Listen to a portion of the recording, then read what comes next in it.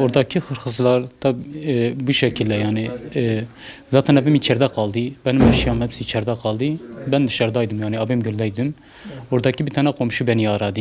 Dedi neredesin dedi gel dedin hırsızlar girmiş mahalle dedim senin eşyanı falan götürürler. Ben de koşarak gittim yani zaten gittim baktım oradaki bizim kapıları çıkarmışlar, darabaları çıkarmışlar.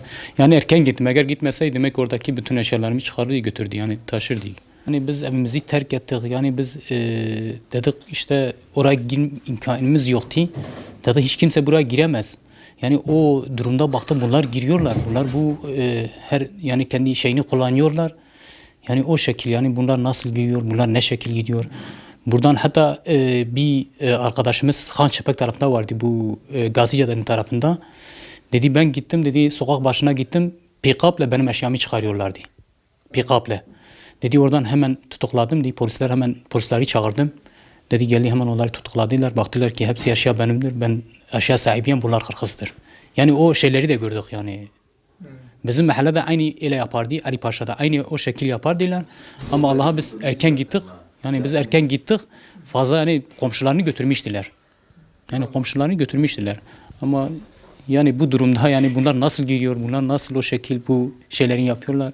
Biz de hayret kalıyoruz yani gerçekten. Eşyaların çalınması zaten mahallenin birçok kısmının eşya özellikle plazma televizyonları ondan sonra beyaz eşya çamaşır makinesi olsun buzdolabı olsun. Benim hastanede çalışan bir arkadaşım var onu da aradım komşumdu söyledim dedim işte böyle bir durum var dedi bizde de var. Mahalleye sanki birileri organize bir şekilde bizim mahallenin hemen hemen hepsinin her evin beyaz eşyaları çalınmıştı. Zaten 2 yıl 3. yıla girdik bir süreç barış süreci. Zaten bize ne yapan o süreç yaptı. Biz kendi gözlerimize bir halk olarak mesela ben bir vatandaş olarak olanları görüyordum.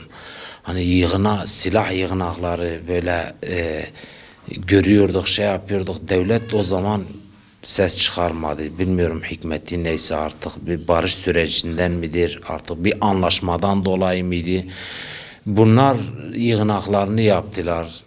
Tam böyle bir savaş hazırlıklarına geldiler. Ondan sonra olan Kürt halkına oldu.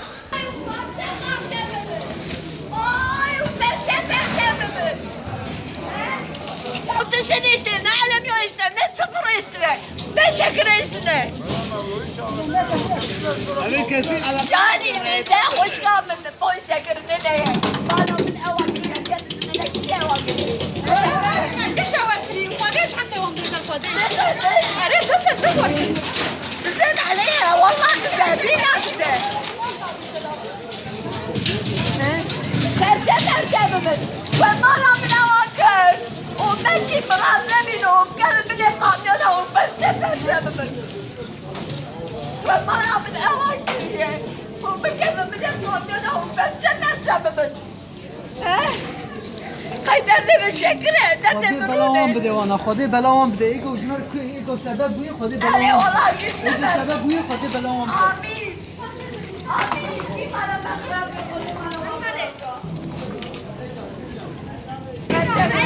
بكذب من عربات وكيف جمع سمر